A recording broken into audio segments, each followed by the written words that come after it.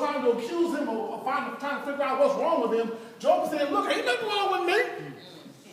I'm good. And sometimes, y'all, especially those of us who are in leadership positions, we find ourselves saying to folks, I'm good.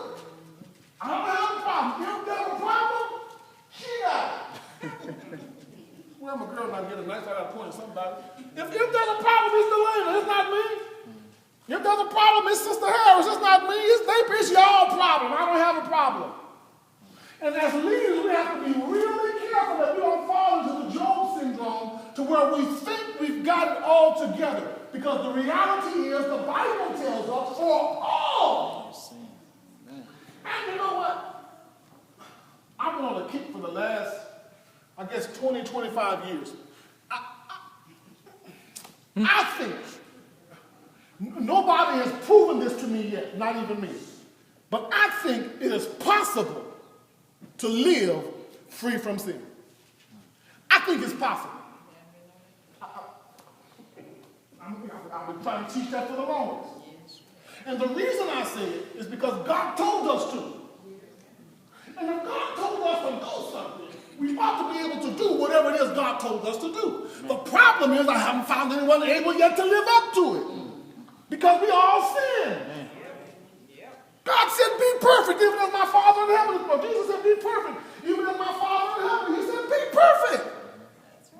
So if he told me to be perfect, evidently I can be perfect.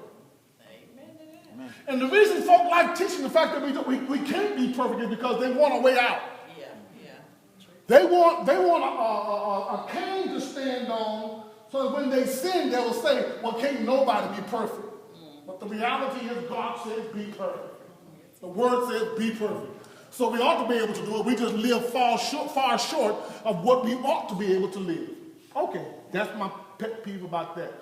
Too many of us have the Job syndrome. Too many of us think that we're innocent. There's not a thing wrong with me. I got it all going on. And if there's anything wrong, then the problem must be with you. Hello, somebody. That's called pride, y'all. That's called pride. And I'm mighty afraid that there are many of us that suffer from that deadly sin known as pride. And at one point or another, we probably all suffer from it. How do you define pride? Pride is defined as an inordinate amount of self-esteem. An inordinate amount of, an excessive amount, an unwarranted amount of self-esteem. In other words, you think too highly of yourself. I'm stepping back. I'm letting that sink in because somebody didn't get that. Pride is when you think too highly of yourself. When you think too much of yourself.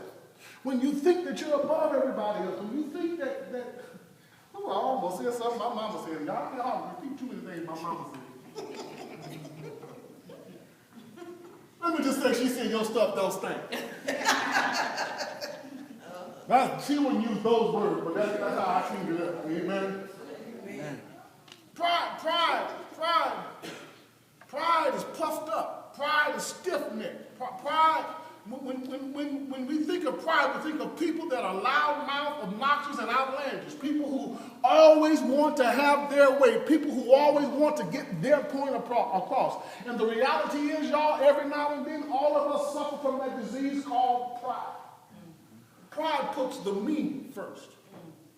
It puts the me first. And it doesn't matter where you are, it's always me first. And if you're a prideful person, you want me first in your house, you want me first on your job, you want me first in the supermarket, you want me. As a matter of fact, prideful folk will think they ought to be the first ones in line.